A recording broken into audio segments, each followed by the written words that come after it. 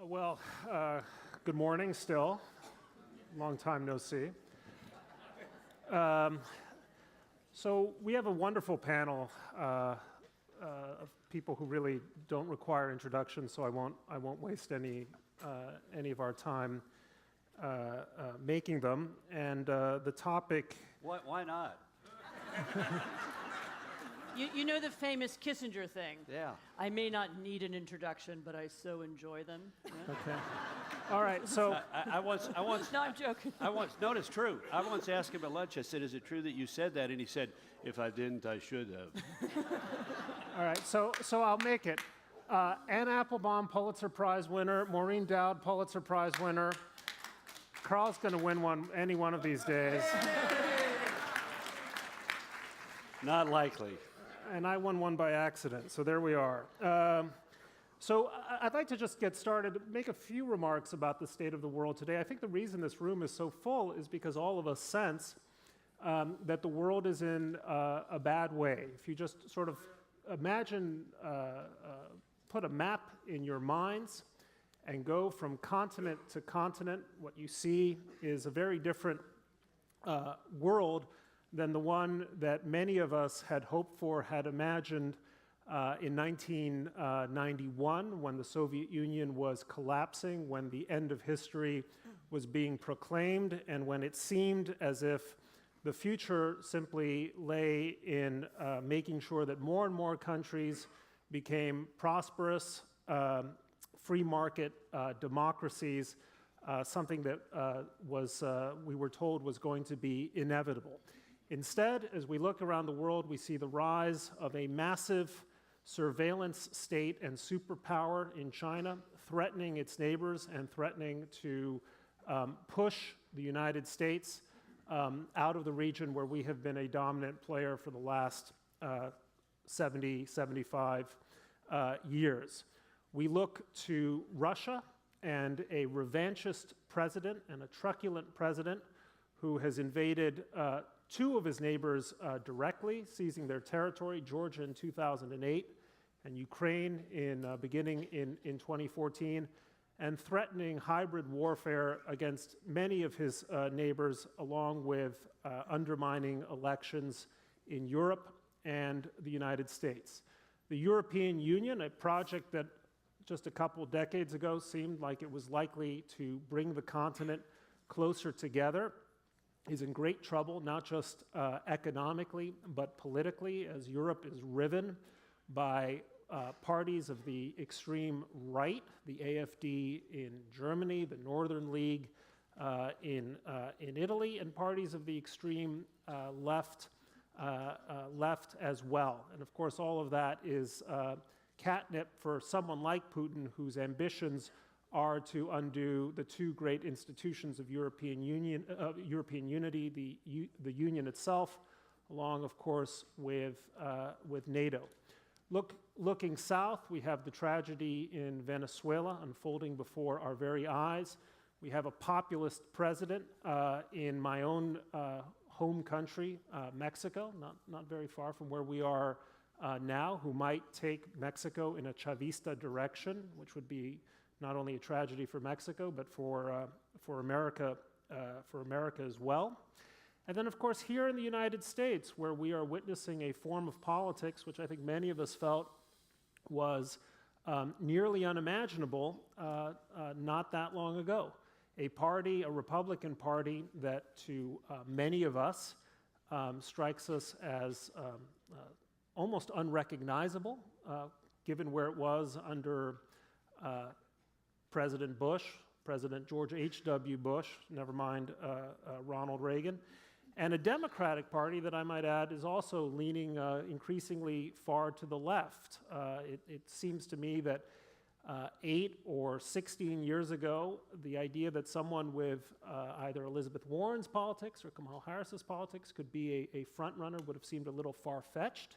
Now, of course, they are both strong contenders to get the Democratic nomination in a year or so's time. So anyway, this is a lot to talk about, and I just wanted to. Thank you for opening on such an upbeat, optimistic note, too. Really I good. just wanted us to become increasingly steeped in our pessimism, but I really wanted to start going from. Is this left to right? This is kind of a mixed sort of deal, but I wanted to start. So I'm the extreme left. Is You're that the idea? far left. Right. Well, in or Poland, from their perspective, actually, far right. Right, yes. in Poland, you are the far left these days, according to some members of the government. I just a couple words about Anne. Many of us know her for her extraordinary works on the depredations of Soviet communism. Her incredible book on the Gulag. More recently, a superb book, Red Famine, on the genocide that was visited on the Ukrainian people by Joseph Stalin and his minions in the 1930s. Anne divides her time between London, her home, and Poland. Her husband, Radek Sikorski, was in the previous government foreign minister, held senior posts in the Polish government.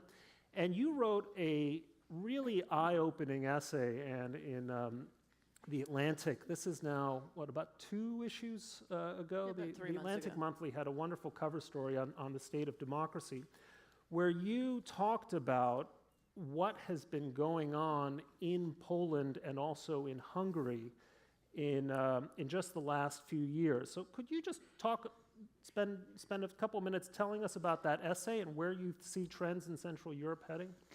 Okay, well, thank you.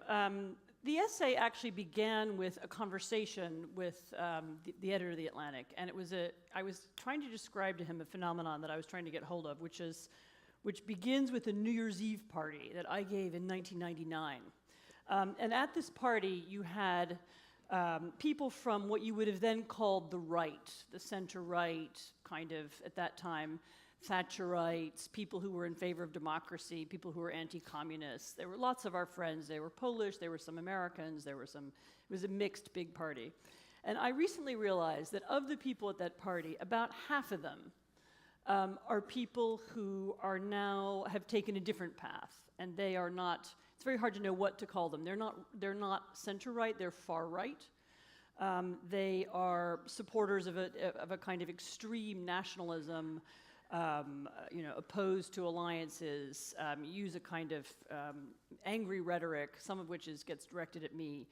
And in fact, the chasm, the polarization that's been created between me and my old friends, which is symptomatic of something that's happened across Poland, is such that none of us speak to each other anymore, and we would probably cross the street to avoid one another if we were in the same room. And I was trying to explain why this had happened, and as I was talking about it, I realized, of course, it's a phenomenon that's happened in a lot of places. I said it to a friend of mine in Washington. He said, "Oh, ha, ha, ha, have you met anybody from the Republican Party recently? They can describe a similar kind of split." My friends in Britain can describe a similar kind of split over Brexit.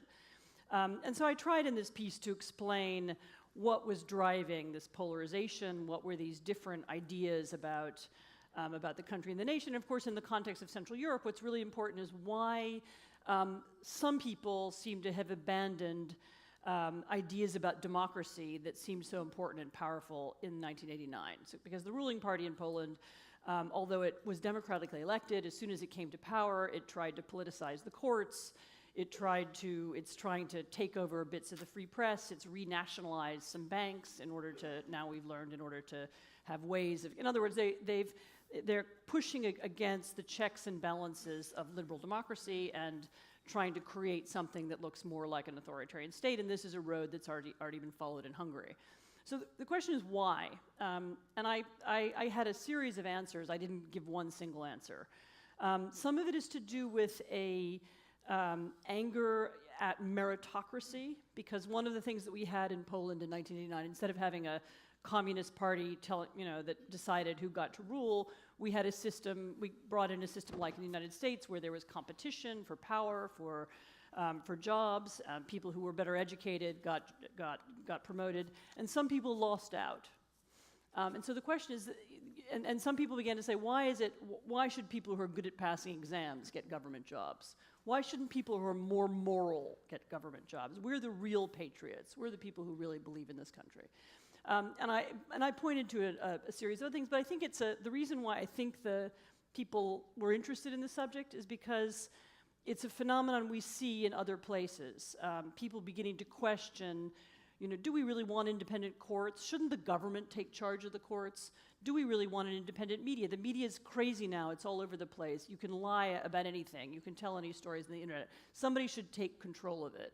And this impulse to take control, actually that was the slogan in the British Brexit campaign, take back control, is something that's having echoes in other places. And it appeals to people on the far right, and it appeals to people on the far left. And it has echoes, I think, even in our country.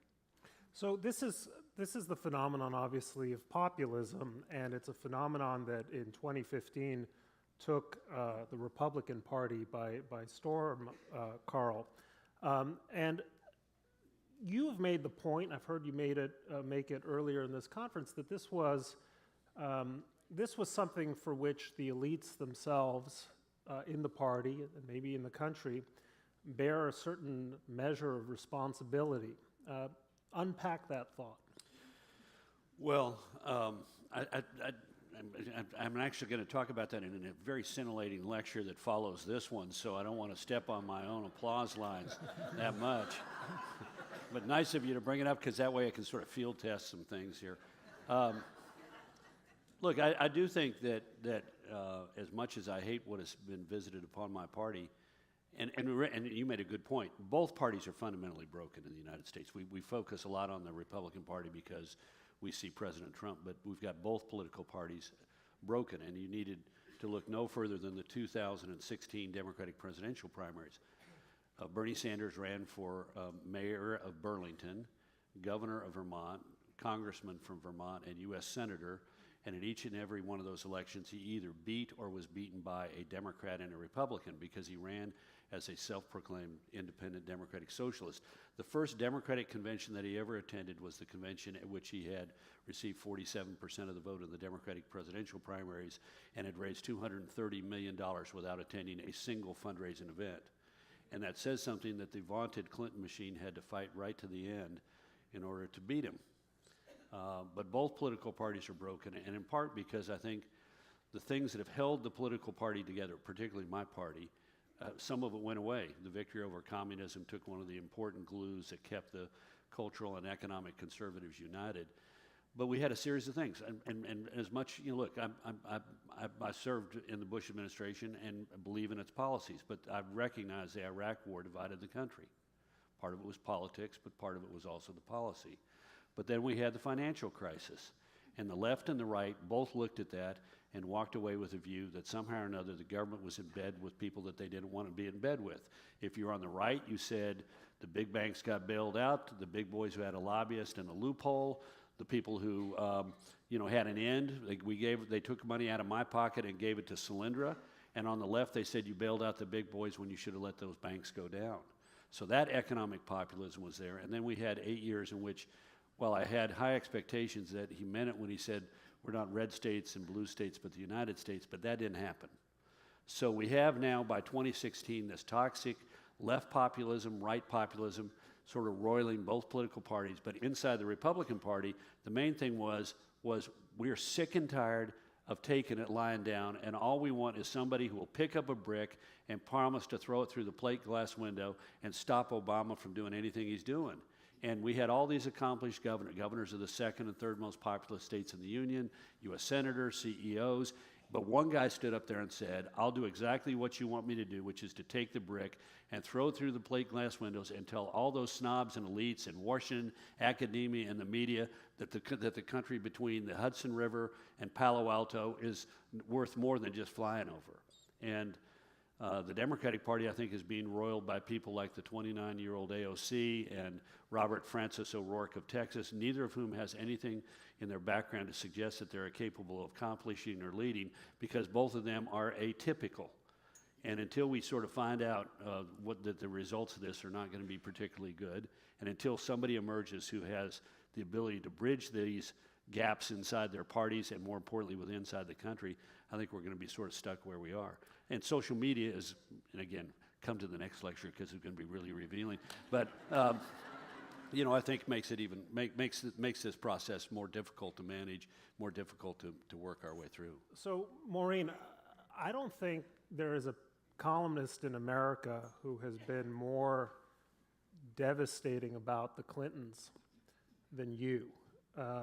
Not least a column you wrote about a month ago about their stunning appearance in Toronto, where the seating area had to get smaller and smaller and smaller because I mean, in almost a literal sense, the window on that era is coming to a close, and we're seeing the emergence of a new Democratic Party. Do you think, a couple questions. Number one, do you think Democrats might someday miss the era in which the Clintons were so ascendant and their style of politics so dominant? And secondly, tell us a little bit about your feelings about the new crop of Democratic leaders who strike me as much more progressive, much farther to the left than that centrist Democratic coalition that Clinton was able to put together. I think, you know, I was on the road with Barack Obama for a year, and that was an amazing thing to watch. And it was one of the great wonders of American politics that he was able to go up against the Clinton machine and dismantle it. So I just found it really confusing that he laid out the red carpet for the Clintons, because I think part of the reason there was this tulip craze about Barack Obama is people wanted to move on. They wanted something fresh and exciting and modern and a different page.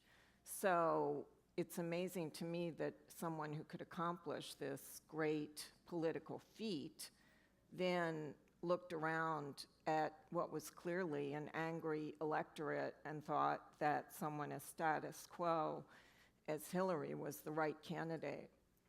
I've talked to people around Obama now, and now he feels like he did kind of ignore the Bernie phenomenon, even though it was similar to his in a weird way.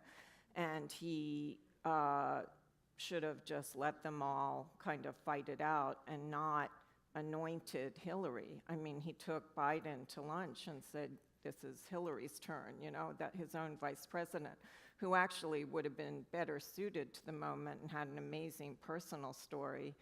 And, you know, Trump won Scranton. What does that tell you? And as far as the new crop, you know, I've interviewed and written about AOC, and you know, obviously she said some things that are wrong and, you know, won't happen. But on the other hand, I really love her fire and fight. I mean, I don't know how to talk about this without using S&M language, but for so long, the Democrats have been the submissives. You know, they couldn't even call themselves liberals. They were scared of the word liberal. They had to invent a new word, progressive. And I just think that from the time of Adlai Stevenson, they have tended to nominate hall monitors. And yeah, think about it. Al Gore, you know, John Kerry, Hillary Clinton, Michael Dukakis, and they always want to tell the voter what is right, and then the voter should come along and realize what is right. And that just isn't what politics is. Politics is the art of persuading people to do what they might not want to do. And in presidential politics, it's the art of seduction. You know, you kind of have to fall in love with the person that is going to have life and death power over you. So, you know, and it's gotten increasingly sneering at the working class. And, you know, I come from a family, I call them my little basket of deplorables. You know, they're conservatives, and my family has gone in an arc from being, my dad was really excited, stayed up all night the night Harry Truman won. My brother was really excited, stayed up the night Donald Trump won. So unless the Democrats can figure out how to talk to the working class and not sneer at them, and talk about how they're bitter and they're clinging to guns and religion, I think that's a problem. And at least AOC, she has heart, and she's talking to her constituents. So that's what I like about her. It strikes me that one beneficiary geopolitically of the increasing movement of both the Democratic right and the Democratic left, small d Democratic right and left, to their progressive fringes is Vladimir Putin. And you spend a lot of time thinking and writing about Russia. Do you think this is a sort of a moment of unique vulnerability for liberal democracy, that someone like Putin, as a kind of a revanchist spoiler, or Xi Jinping in China as a kind of an avatar of a model of efficient authoritarianism, that this is a moment for them, that in a way it resembles the 1920s and 30s, when suddenly liberal democracy seemed weak and off-center, and people admired Mussolini because he proverbially made the trains run on time. They admired the new dictatorships. Are we in a similar moment today, do you think? I think there's some similarity, but some of this is not an accident. So Putin actually has a strategy in Europe and in the West in general, which is to support extreme parties and groups of all kinds, both on the far right and the far left. And by the way, AOC is not the far left, if you look around the world and you see what else is on offer. But the strategy is both an online strategy, and we saw, the thing that was most shocking for me about 2016 was that the tactics that the Russians were using in our election were exactly the same tactics that I'd seen already in Central and Eastern Europe, in Ukraine. And as I saw them unfolding in 2016, I was like, no, you guys are joking. You're not really going to do that here, are you? But they did. But the tactics of creating, whether it's creating fake Facebook groups and creating fake support for extreme views, which, as we know, they did both on the far right and the far left in our country, is something they do in every single European country, and kind of customized to that country. So in Spain, they support Catalan extremism, and in Britain, they support Scottish nationalism. I mean, it's literally the difference between this and old-fashioned Soviet propaganda is none of it's pro-Russian. They don't care if anyone likes them. They're not interested in supporting people who are pro-Russian. And in Poland, for example, they support the far right, which is anti-Russian. But the far right is nasty and anti-European and anti-German and anti-Semitic and anti-Ukrainian, and that's good enough for them. So they have, and this is one of the consequences of something that none of us notice, which is we all talk about the globalization of the economy. We have talked less about the globalization of politics. Look, the internet is now something that anybody can interfere in at any time. They have other ways of doing this as well. They offer financial support to extremist parties. They also have they have corrupt ways of trying to support business groups and so on who will speak for them. But I think your central point of is this a moment? Are the Russians trying to capitalize on the tensions in democracies, and also this sort of more general feeling that democracy isn't working, which we have in this country and in many other countries? I think yes. And when you look back to other eras when people say liberal democracy is weak, and by liberal I don't mean liberal in the American word. I mean liberal as in a democracy based on many institutions, and it's not just about voting. It's about courts and press and so on, and rights. If you look back on other eras when people said liberal democracy doesn't work, it's weak, Lenin called it bourgeois democracy, Hitler laughed at it. When you look at other eras when people began seeing it as a weak and ineffective system, then you did get the rise of extremists. So I don't think this is the 1930s because that's too simplistic, but we are in a similar kind of moment when faith in our kind of system is being lost and extremes are benefiting. Karl?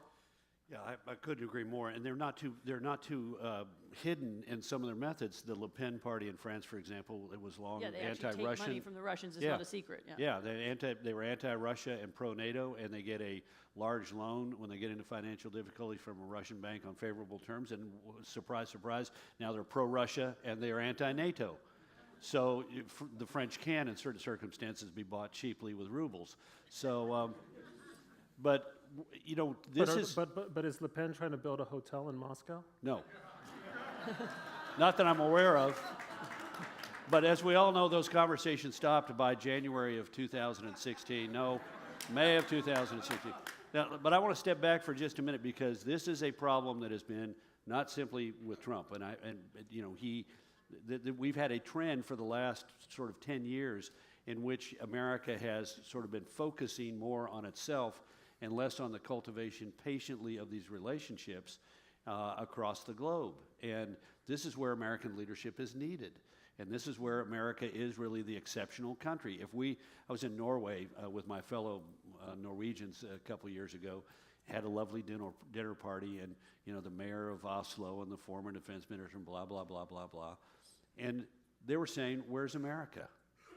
We have Russia on our northern border. We have Russian submarines in our waters. We have Russian aircraft testing our air defenses. And this is before Trump. They're saying, where's America? We can't, why aren't you standing with us?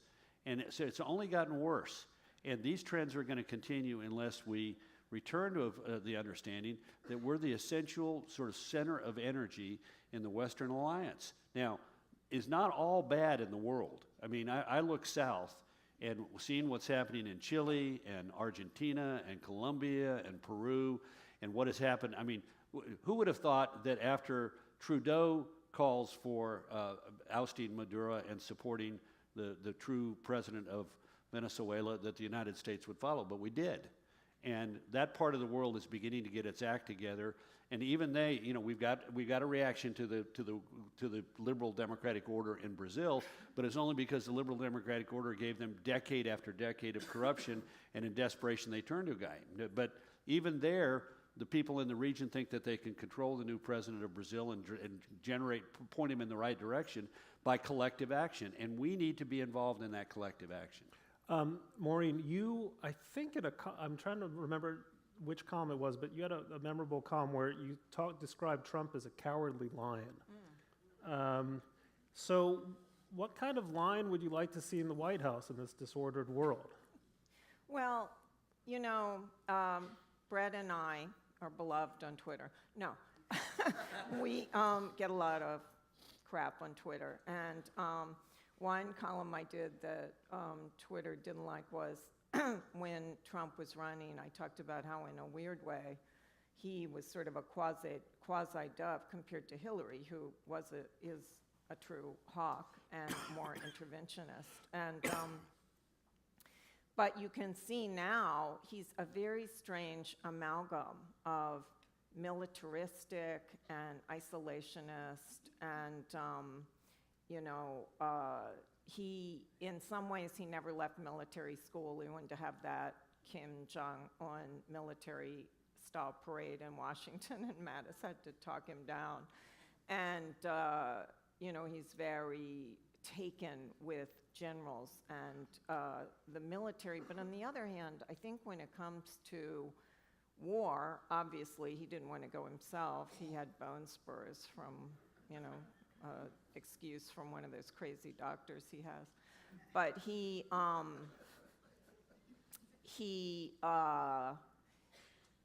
I think he thinks of war often in the same way. He says he doesn't want to go to the gym because it takes away the energy he could be using on business. And, you know, I've been talking to him about this stuff for 30 years, and I just think he thinks, you know, you could be spending that time and money in a better way. He was, even though he did tell Howard Stern reluctantly, yeah, okay, we should go to Iraq. When I talked to him about it, he really was not very high on that war all along. I just think he thinks, you know, these things we could be using our time and money better. So anyway, it is very contradictory. A lot of people in Washington are really scared he's going to, blow up the world with a tweet about North Korea, and then other people think he should get the Nobel Peace Prize for making peace with North Korea. So, like everything else about Trump, he's a chaotic jumble. Do you, sometimes it occurs to me, I wrote this column a few weeks ago, speaking of Twitter, which elicited the usual neuralgic. Do you read that stuff? Don't do it, man. It's not healthy for you. Well, this is. I got 650,000 Twitter followers, and I don't pay attention to what they say to me. Yeah. Happy to share my views with them, but I don't want to be told those ugly words. Well, it hurts my feelings. I was.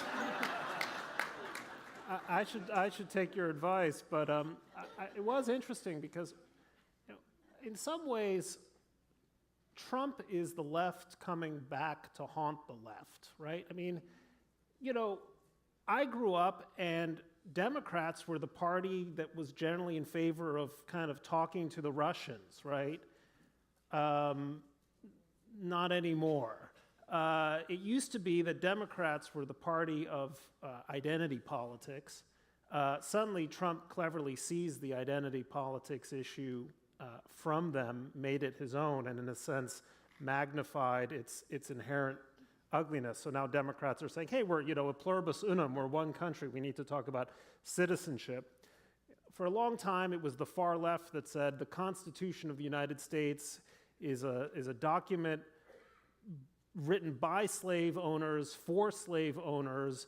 Democracy is a sham, it's a rigged system, then Trump came around and pretty much said it's a rigged system and the whole thing is rotten, and suddenly Democrats are saying, but what about the Constitution, It used to be that the liberals would say, what is truth? I mean, truth is a construct of power. I mean, I've been reading Derrida, and truth is relative. And Trump says, or Giuliani says, truth is not truth. And liberals say, do you listen to the man? He doesn't even believe in truth. So, Maureen, do you think Democrats maybe are actually the party's being put on a better trajectory now by just watching Trump sort of appropriate all their themes and turn them into these? Yeah, there's so much hypocrisy. MSNBC is shrieking at the idea that maybe we should get out of a war we've been in for 17 years. It's crazy. But the other day at lunch, Bret talked about the country's identity, and I wish you would tell them, because I think that's a lot of the source of the problems too. After 9/11, we've been in a crouch, and if we are not the country that can win wars and protect our borders and do all these things, who are we? And you had talked about how the identity issue was affecting everything. Well, I mean, we were talking about immigration. Jeff Cowan raised the subject, but that really goes to the heart of what is American identity as opposed to Polish identity or Hungarian identity or even Irish identity, which is the unique founding of the United States. And now I'm stealing my own thunder because I'm going to give a talk at 1 o'clock discussing some of this stuff. Excellent. I wish I could be there, but I'd be on the way to the airport. But everybody here will come and hear this, right? Very good. The America is founded on a very different set of principles, and one of the reasons why I find the rise of nationalism, never mind in Europe, where at least it makes sense in terms of the nation states of Europe, but its importation into the United States, is that it's antithetical to an American tradition that says, Anne's family is probably from Russia somewhere. Close. Around about. Some right? of it is. Maureen from Ireland, Karl from Norway. I'm another, Russian peasant, and we're Americans, and that is the defining characteristic of who we are. And by the way, that same belief applies if we were a Mexican or a Moroccan or a Nigerian here on this stage, that those distinctions of heritage make no difference because we're united by a set of liberal ideals about the dignity of the individual, the rights of the individual, the need for representative democracy, which transcend every question of where we come from and make those questions, fundamentally irrelevant. So this is, but this is actually, now I want to throw it back to Anne, because so America has this founding idea that we are a universal nation, that we are enriched by immigrants.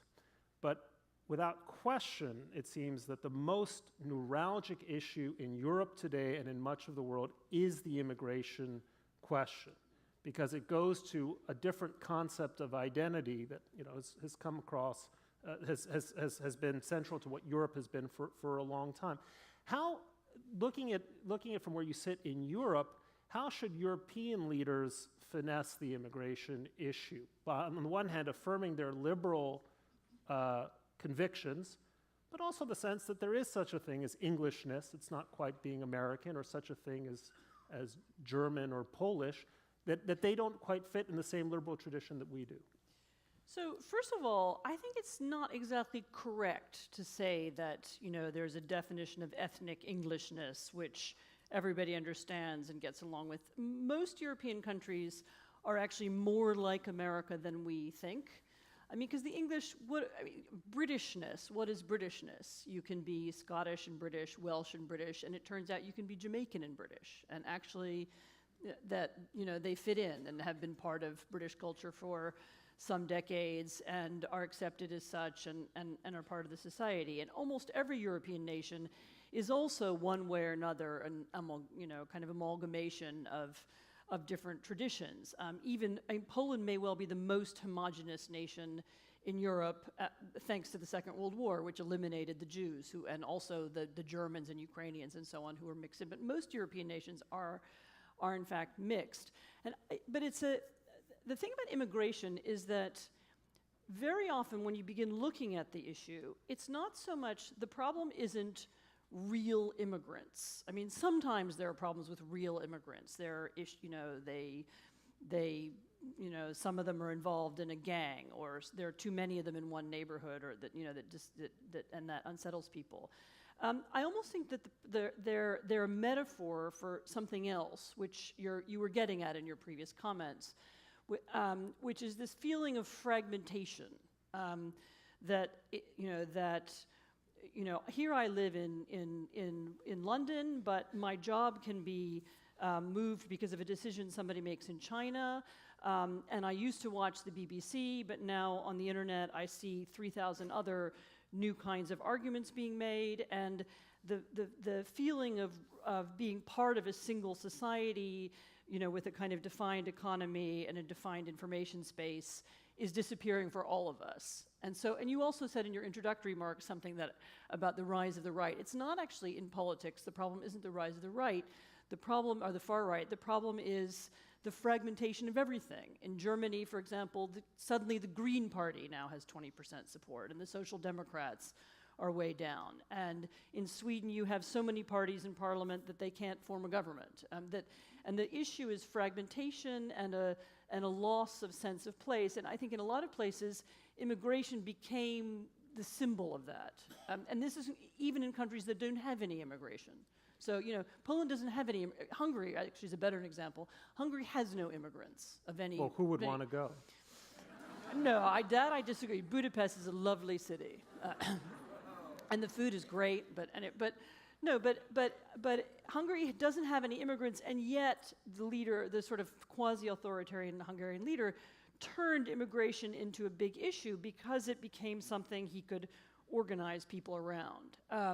In this world where everything is fragmented and people are moving out of the country and Hungarians live abroad and and everybody speaks English now, and here's something we can all unite about. Just very briefly, Budapest is a lovely city. I once looked into a striking fact that Hungary produces a lot of great geniuses. It's because their language is so weird. It's so hard to learn the language. Right, just to get past the age of 2 is an achievement. But 35% of America's Nobel winners were born abroad, are immigrants. Hungary, in its modern history, has produced 10 Nobelists, which is very impressive, and every single one of them left the country, which tells you something about the politics of Hungary. I just needed to interject that. Karl, you wanted to say something? This issue of immigration, I'm interested in the United States because we've had episodes like this before. The 1840s with the arrival of the Irish, the 1880s and 1890s with the European migration, the late 20s and 30s, and then today. And what's interesting is demographically, every one of those incidents has happened when the proportion of the foreign-born population of the United States reaches roughly 14%. So when we get to a point where roughly 1 out of every 7 people in our country has been born abroad, something happens to us to sort of say, enough. And if you think it's bad today, the Gilded Age is worse. This is a country with about 75 million people, and the largest pressure group in the country is called the American Protective Association, which has 13 million members. Now, it's not interested in protective tariffs. It's interested in stopping foreign migration. But think about that, 13 million, they claimed 13 million members. They had a massive mailing list. They have huge numbers of people who they bring out to vote in elections. And in 1896, they declared that none of the Democrats are acceptable to them because they're all in favor of immigration, but all the Republicans are acceptable to them, except for one, because he has been associating with well-known Catholics, and that is the reform-minded governor of Ohio. But it's interesting, every time we get there, for some reason I was wondering when you were going to sneak in the election of 1896. Thank you. into this conversation. But again, it's how we manage those moments that determine whether or not we pass through them and go on to the Well, on next. precisely that subject, Maureen, you now have a wing of the Democratic Party that wants to outlaw ICE, that wants an open borders regime, that thinks that the idea of a border patrol is bad. Where do you see that leading the Democratic Party politically, and do you embrace that style of politics? Well, again, I think that while some of these ideas are unrealistic, there was an interesting thing on Twitter about, a lot of the AOC and people talk about the immorality of billionaires. And, somebody on Twitter is like, well, would you say that about Oprah? Is Oprah immoral? And then Twitter got really upset about that. But so they can say it about Howard Schultz, but not Oprah. I want to meet But- this Twitter person. But I think, His name is Vladimir. again, Half of the users on Twitter are probably fake. Half. I guess the reason I'm not as hard on AOC is because I think that one of the original sins here is what happened with Obama in the economic collapse, because he didn't punish anyone. No one got punished, and it set up a sort of an anger and a feeling of inequality that led to Trump's election. And I think what she's trying to say is, let's be more equitable. Like, the exact way she's doing it may not be right, but we didn't deal with that correctly. Obama did not deal with that correctly, and so it created a cascade of negative feelings. But just handicapping it, do you think Democrats will be well served if they take the view that we should effectively not really have borders, that the idea that there should be any sort of... Look, this is all play acting. Yeah. If they were serious about it, somebody would be proposing to remove the wall along the southern border of California between San Diego and Tijuana. And they're not going to do that. This is how broken our politics has gotten, that people are sitting there saying an incredibly stupid and naive thing. Look, I am a strong advocate of immigration reform and immigration. I'm third generation U.S., and I believe in it. But the idea that we're going to have a neighborhood in Tijuana where all you got to do is walk across the street and walk into the United States and not go around a fence to a port of entry is idiotic. But this is where our politics has gotten, because we have no adults who are playing in this field. So since we have a minute and 6 seconds left for deep thoughts, How do the adults get back in the room? How do they get back in power? How does the center hold?